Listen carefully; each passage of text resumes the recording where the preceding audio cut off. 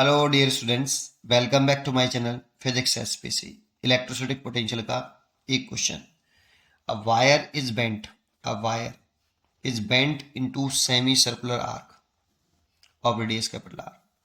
The rod has uniform linear charge density of lambda. Rod मतलब wire से ही है ना, यहाँ पे रॉड लिख दिया, हम ऊपर वायर लिख दिया। लीनियर चार्ज डेंसिटी लैम्डा है। The potential at the centre is, देखो मेरे पास एक वायर था ये, ठीक है, और इस वायर की linear charge density lambda coulomb पर मीटर थी। मतलब 1 मीटर लेंथ पर जो चार्ज है वो लैम्डा कूलाम है, ठीक है। अब इस वायर को सेमी सर्कल वायर में हमने बेंड कर लिया है, ऐसे एक सेमी सर्कल वायर बना लिया ऐसे। और इसके सेंटर पर क्या पूछ रहा है हमसे? पोटेंशियल पूछ रहा है। तो लेट कर लेते हैं कि इस पर चार्ज क्यू है, ठीक है। अगर इस सेमी सर्कल में किया है जिसकी रेडियस ये आर है, तो इसकी जो जो लेंथ होगी एल, वायर की लंबाई जो होगी एल, सेमी सर्कल में कनेक्ट करने के बाद एल इज इक्वल टू कितना हो जाएगा? पाई आर के बराबर, सरकमफ्रेंस के बराबर। और पूरा सर्कल होता तो 2 पाई आर, आधा है इसलिए पाई आर इतना होगा, ठीक है। ठीक है, देखो यहाँ पर आपका लेमडा जो होता है वो क्या होता है? लीनियर चार्ज डेंसिटी होती है, लीनियर चार्ज डेंसिटी। ये होता है charge per unit length, charge per unit length, 1 metre length पर, यूनिट लेंथ पे चार्ज। तो चार्ज कितना है बेटा यहाँ पे? क्यू लेट करा है मैंने, और लेंथ कितनी है? पाई आर। आर के टर्म में चाहिए क्योंकि आर के टर्म में आंसर है, क्वेश्चन में आर ही गिवन है, इसलिए पाई आर। पी लेमडा, तो चार्ज कितना हो गया? Pi R into lambda into pi R, कितना चार्ज हो गया? चलिए, सेंटर में पोटेंशियल पूछ रहे हैं, तो देखो ये जो चार्ज है, क्योंकि कंडक्टिंग वायर है ये, तो चार्ज इस तरह से डिस्ट्रीब्यूट होगा ऐसे। ये सब मिला के क्यू चार्ज है बेटा। अब इस केस में पॉइंट ऑफ पोटेंशियल निकालना है, तो देखो ये पॉइंट चार्ज तो है नहीं है, पॉइंट चार्ज नहीं है, क्यू चार्ज है। तो इस चार्ज को हम छोटे छोटे पार्ट्स में, इनफाइनाइट पार्ट में डिवाइड कर लें। अगर इस क्यू चार्ज को इनफाइनाइट पार्ट में डिवाइड कर लें तो एवरी जो पार्ट होगा वो एक पॉइंट चार्ज की तरह से वेव करेगा। क्योंकि ये पॉइंट चार्ज नहीं तो सीधा फॉर्मूला नहीं लगा सकते हम, ठीक है। तो एक क्या करा कि इस चार्ज को मैंने इनफाइनाइट पार्ट में जब तोड़ लिया होगा तो इसका एक पार्ट ले लिया है, ये इस चार्ज को मान लेते हैं डी क्यू। अब ये पॉइंट चार्ज है, और पॉइंट चार्ज की वजह से किसी पॉइंट का जो पोटेंशियल होता है, अगर ये पॉइंट चार्ज है तो इसकी वजह से जो पोटेंशियल होता है वी, वो के क्यू ओवर आर होता है, ये ड्यू टू पॉइंट चार्ज होता है।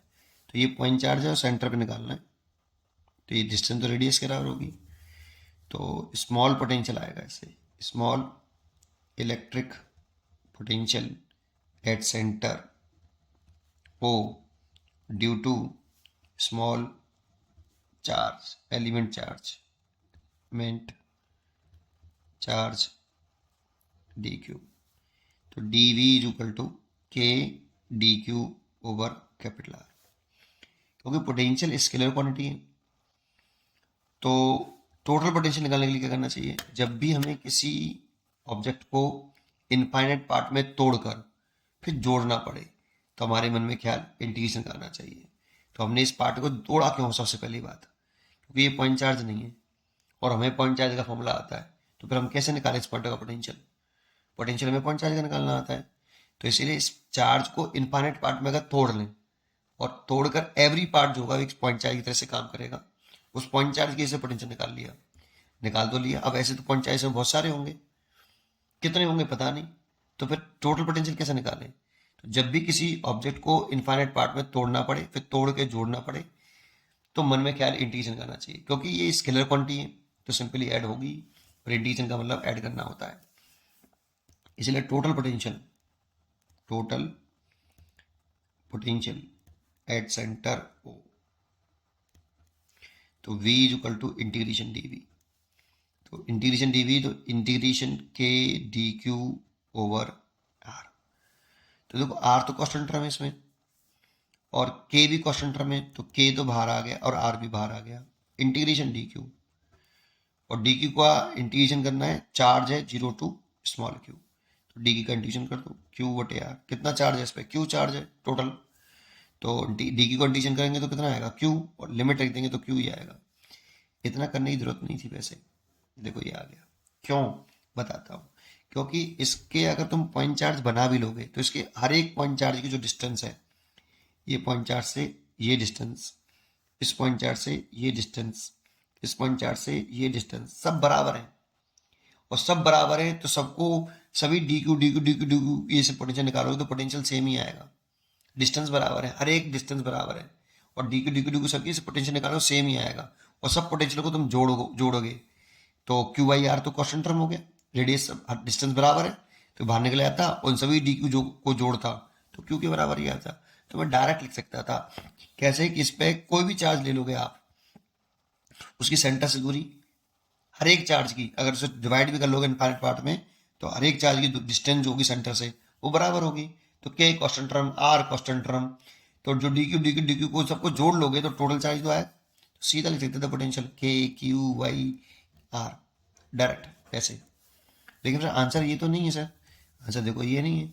हाँ वो लेमडा के टर्म है ना, तो क्यू की वैल्यू लेमडा पुट कर दो, क्यू की वैल्यू लेमडा के टर्म में पुट कर दो, आंसर निकलेगा। के की वैल्यू प्रोपोर्शनलिटी कांस्टेंट है उसको भी पुट कर दो, के इजकल टू 1/4 है, उसकी वैल्यू पुट करी मैंने पहले, के की वैल्यू पुट करी है ये। क्यू की वैल्यू पुट कर दो लेमडा पाई आर, और नीचे रेडियस आर, तो देखो आर से एक आर कट गया, पाई से पाई कट गया, तो क्या आया लेमडा अपॉन 4ε0। इतना पोटेंशियल होगा सेंटर पर, इसलिए इसका आंसर हो गया डी चॉइस करेक्ट। पढ़ते रहिए और खुश रहिए, थैंक यू।